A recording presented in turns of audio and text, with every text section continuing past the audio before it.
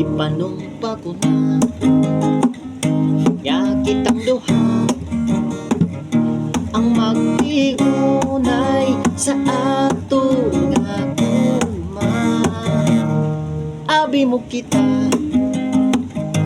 magkadayo na